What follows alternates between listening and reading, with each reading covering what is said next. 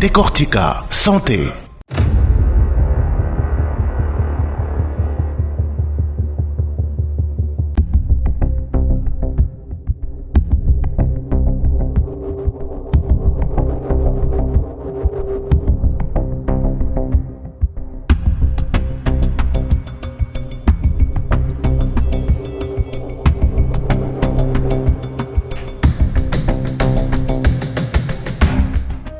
ñu ngi am mbégte bu baax a baax di leen retrouver ci Décortica santé fii ci ITV tey nag dañu leen proposer lu spécial dañoo dem bloc opératoire central bu hôpital Dantec fas yéene leen woon yenn opération yi nan lañ koy defee ñu fekk fi koo xamante ne dafa am problème jëm ci wàllum gémmiñam dañu ñëw tam ak équipe bu spécial ñëw di def yenn intervention yi fii ci Sénégal dinañ xool naka lay demee équipe bi nan lañ ko composé dinañ ci ànd itam ki nga xamante ne moo leen jiite nekk professeur Sili Touré nekk chirurgien maxillofacial nekk itam stomatologiste jiite service stomatologie hôpital Dantec ngeen bàyyi ci xel parce que dina tax ngeen comprendre que itam yenn situation yi nan lañ koy fajee.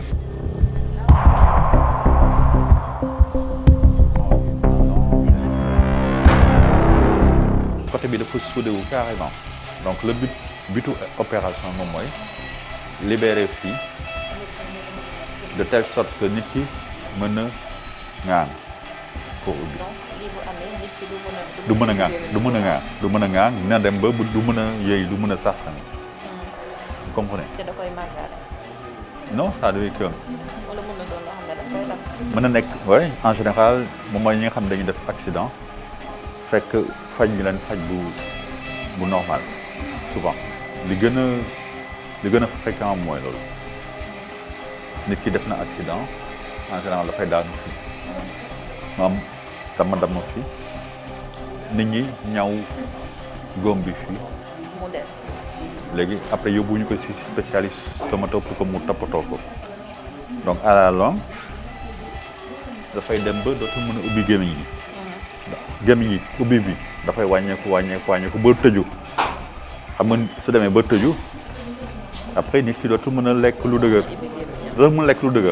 dootul mën ubbi dootul mën lekk lu dëgër donc conséquence bi moom mooy gémmiñ gi set bi mu war a am de quoi am et cetera donc dans la vie de relation dafay compliqué donc pour ñu nelawal ko déjà il a fallu que ñu xotti fii pour dugal fi benn tuyau loolu la ñuy wax trachéotomie ici donc à partir de ce moment-là nga vu ils sont en train de libérer pour que nit ki à terme mu mën a tëj normalement.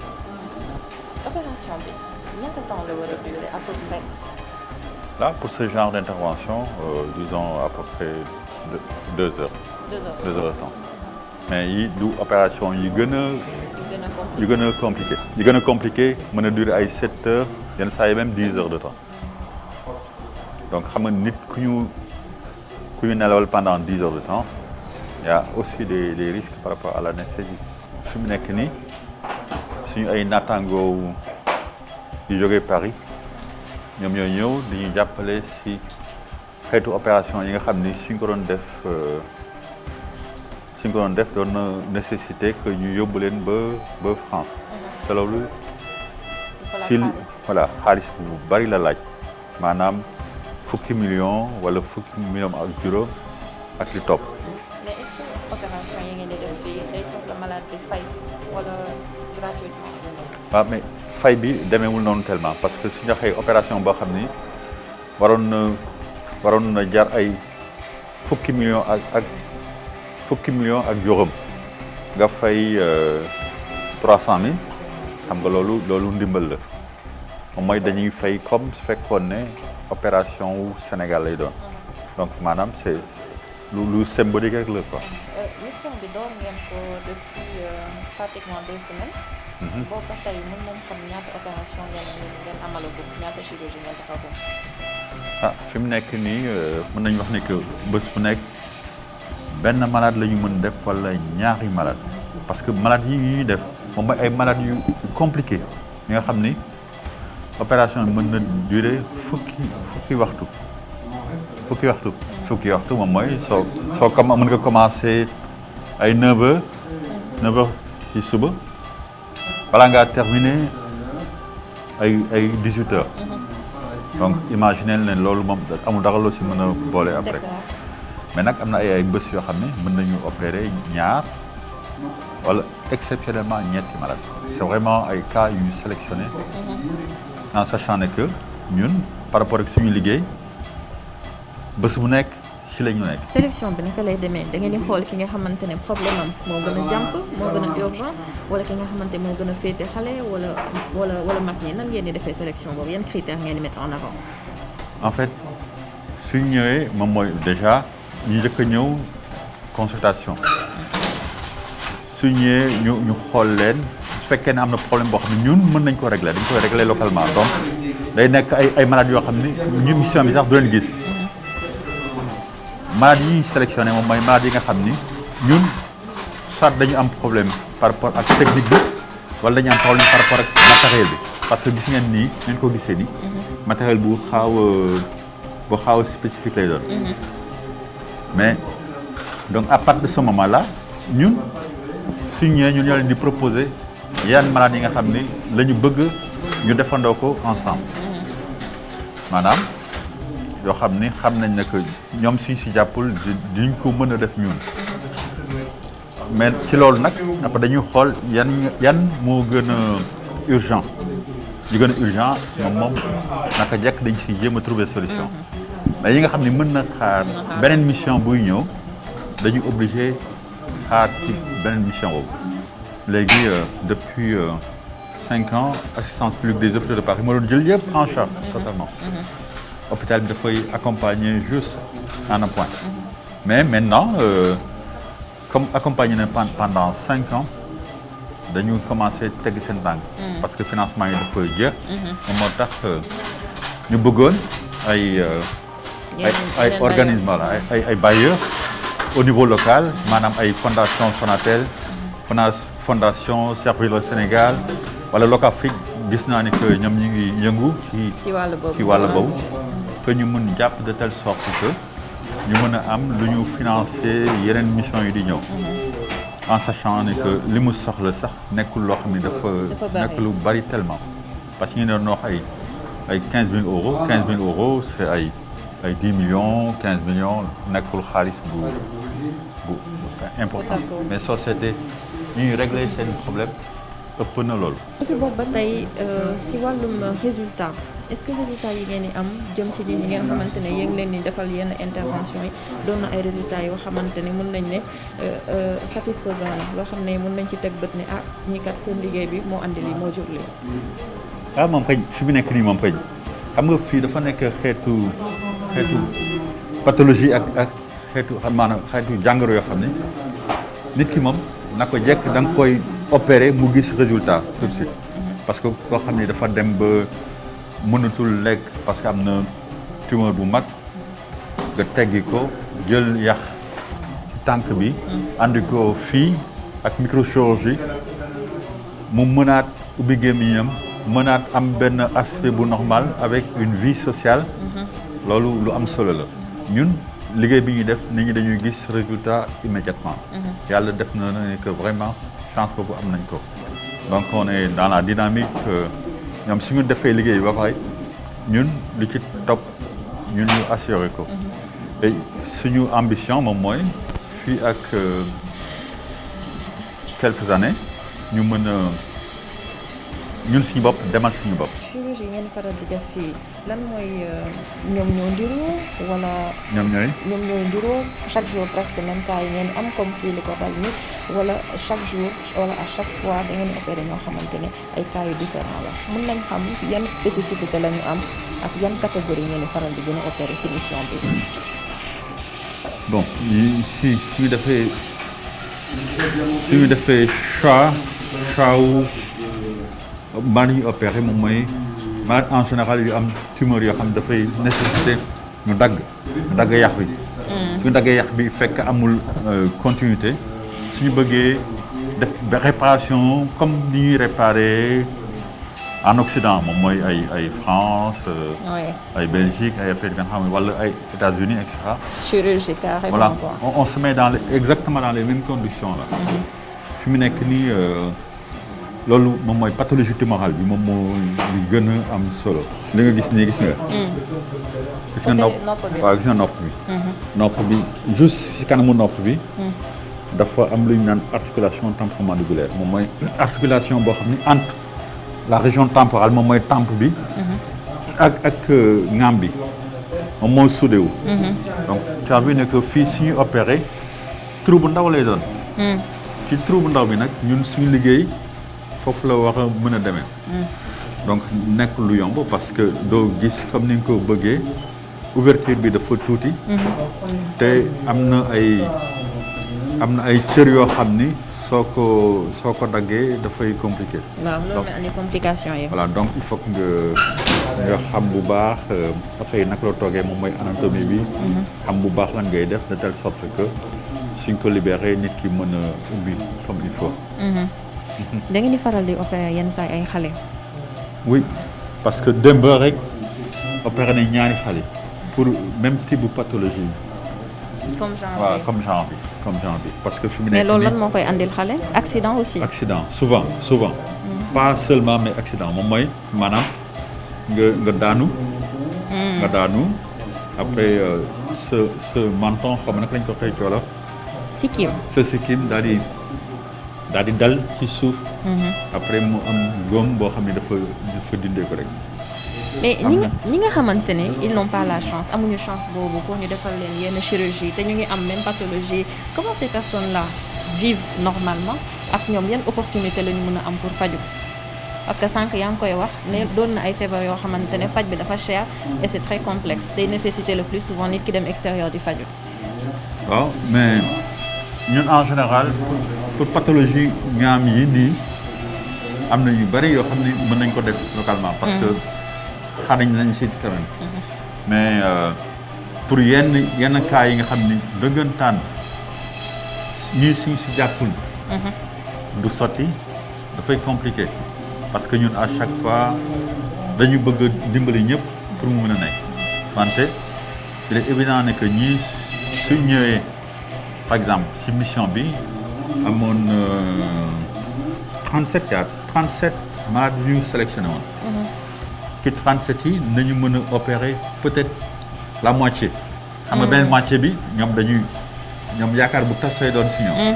parce que depuis benn at ñu toog di xaar.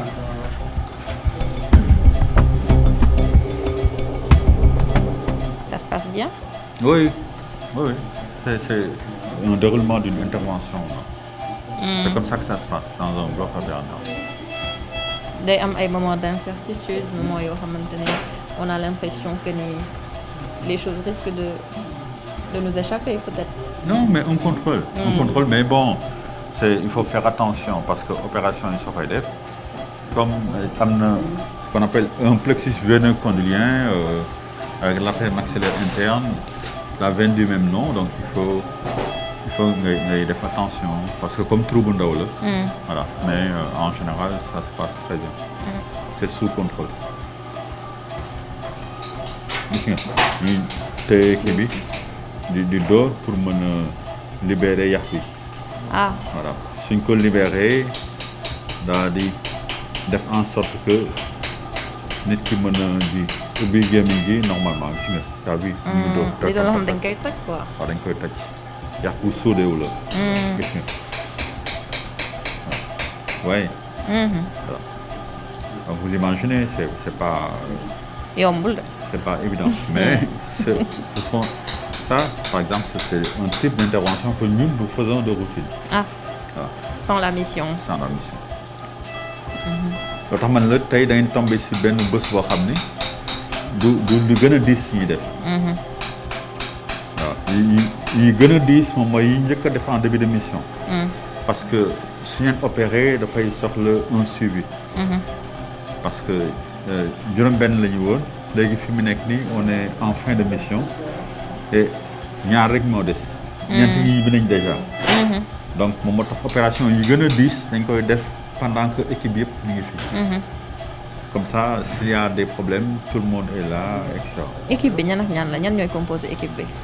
bon fi nga gis ni muy opéré moom mooy professeur Patrick Goudot. Professeur Patrick Goudot c'est l'un des plus grands chirurgiens maxillofaciaux de France. Et c'était mon ancien patron à la Pitié-Salpêtrière ba mu nekkee foofu. Et moom fi mu nekk nii liggéey na ba pratiquement mi ngi war a jël retraite définitivement. Et benn élève am qui était là la semaine passée moom moo ko remplacé déjà. Mais moom ñibbi na y a ay 4 jours. Mais fii la nekkoon ak ñun. Donc il faut savoir que pendant les 2 semaines ñoom dañuy dégarnir seen service foofu pour ñëw jàppale ñu. Donc mënuñu def lu dul di leen gërëm di leen sant. hôpital bi tamit dina leen taxawu ci wàllum ressources humaines aussi. Voilà, l'hôpital accompagne en mettant à la disposition de la mission ñoom li ñu mën dans la mesure de leurs possibilités. La direction nous accompagne comme gis nga ay affaire ay pause café. ay repas yooyu mais il faut savoir que jusqu'à présent le financement de ces missions c'était un financement de l'assistance publique des hôpitaux de Paris. Donc assistance publique hôpitaux de Paris ñoom ñoo leen di fayal billet d'avion fay leen hôtel su ñëwee ñu def seen mission dem seen yoon. hôpital bi dafay accompagner moo tax ma ne loolu pendant 5 ans mënoon na nekk mais léegi assistance publique nee na actuellement am na yeneen réew yoo xam ne dañuy demander la même chose. Et il est temps que ñun si bopp ñu. am yeneen ressources. des ressources localement. moom moo tax ma doon wax affaire fondation Sonatel wax affaire Locafrique wax affaire fondation. Servir le Sénégal ñun on n'a pas de contact. ñëpp ñoo xamante ne wàllum wér-gu-yaram dafa interpellé. moom moo tax ñu ngi ñaan ñëpp ñoo xam ni ak toutes les bonnes volontés yi nga xam ni mën nañu jàppale ci loolu. en sachant ne que ñun amul dara loo xam ni dañ koy wut pour ñun. mais dañuy liggéey juste pour Sénégal. et puis ñu xam ni que pour dimbali da ngay dimbali ngir yàlla. et que soo defee da ngay def ngir yàlla. mais que les bénéfices comme on dit c'est pour les patients. ñi nga xamante ne feebar nañ yenn feebar yu metti te seen loxo jotul seen ginnaaw. voilà exactement comme niñ koy defee tout le temps parce que ñun Paris lañ nekkoon suñ jógee foofu alors que mënoon nañ toog foofu mais dañu ñibbisi parce que suñu réew daf ñu soxla. et li may wax nii c'est valable pour les autres médecins.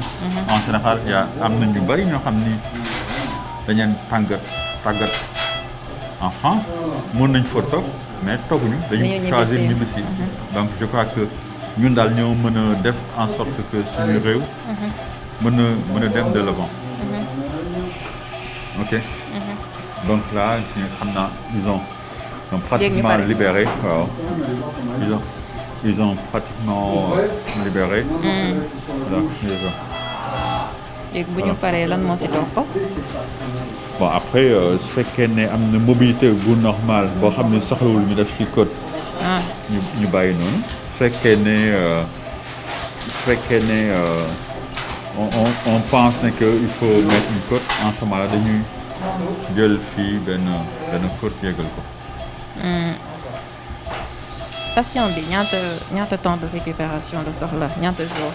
pour mais parce que suñu yëkkatee ankylose bi ba mu commencé ubbeeku normalement. deuxième temps bi moom mooy temps rééducation bi c'est aussi important. que intervention. parce que nit ki il faut que muy ubbi di ubbi. parce que sinon mën na ressouder wu. donc c'est important souvent dañu leen di expliquer enjeu yi ak importance su ubbi bi. mooy bu ñu ñibbee seen kër yi. exactement. d'accord.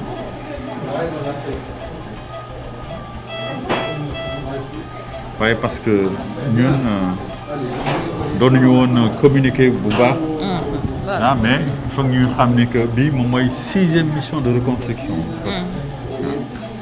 bien avant Merci Chip bien avant yenn mission yi ci yeneen hôpitaux yi voilà mais ñun bii mooy 6e mission donc depuis 2015 ñu ngi def loolu. mais c'est la première fois une télé ñëw fii ñu si et on vous en remercie sincèrement. ah merci à vous yéen a ñu dalal ibbi ñu seen buntu. parce que comme nu nga ko waxee sànq commission du service public donc sénégalais war nañ xam ce qui se fait tamit jëm si wàllu boobu. en tout cas gis nga xool li ils ont fini. gis nga léegi opération bi gis nga. dafa pare wala gis nga léegi gis nga gémmiñ gi nga xam ne doon woon ubbeeku. ñu ngi commencé gis nga. voilà. ah koo xam ni doon woon. daawul ubbeeku carrément doon woon ngaan léegi gis nga. mën na dugal gémmiñ gi forcé ko muy ngaan maintenant li des moom mooy rééducation. kon kii soxlawul ñuy jël code di ko. ça dépendra mottali wala. localement ça dépendra. Là c'est le chirurgien qui décide. Bon, il est en train d'opérer.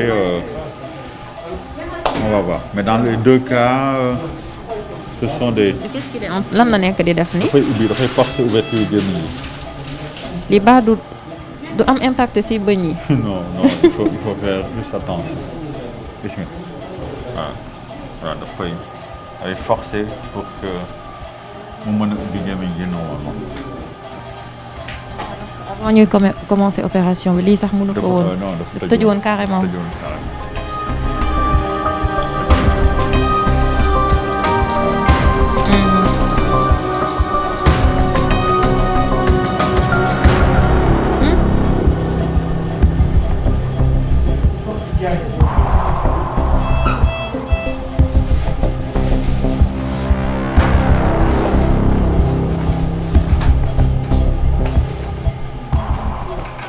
Oups, une dent. Là, ça se sent. Il a perdu une dent. Oui, mais bon, là, ce sont les aléas de la chirurgie. On la refixe après.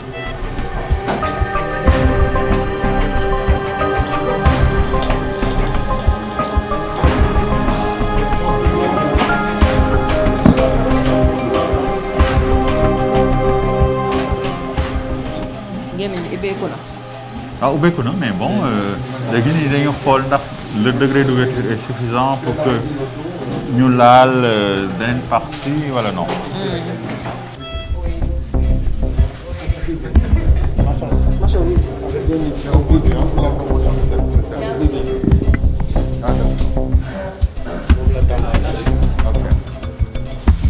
Vous allez mettre une côte.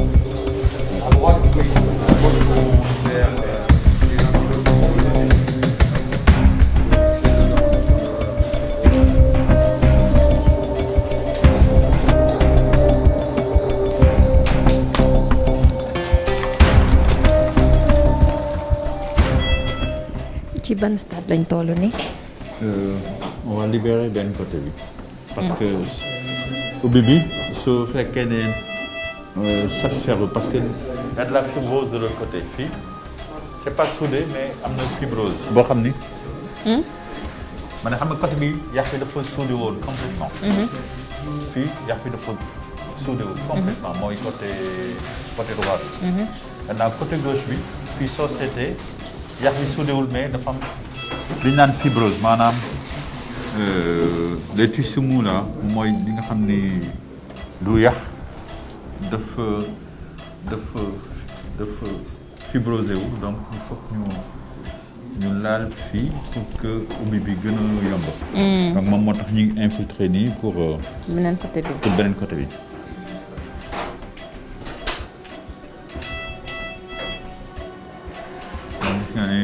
donc ñaari côté yëpp la ñu war a laal. dañu la wante côté bi nga am solo moom la ñu def déjà.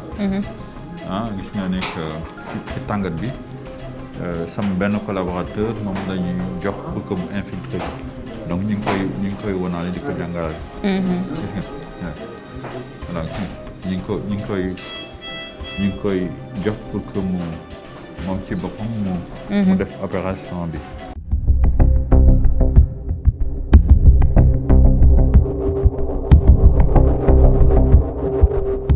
en tout cas yéen itam ñu ngi leen di jaajëfal bu baax a baax si li ngeen àndoon ak ñun seen émission Décortica Santé ci ITV comme ni ngeen ko gisee ñu ñëwoon ci bloc opératoire central bu hôpital Dantec ñëwoon leen comment se passe une chirurgie faciale chirurgie complexe comme ni ñu koy waxee ñu ngi leen di jox dig daje fileeg fukki fan ak juróom ci ITV ci beneen numéro.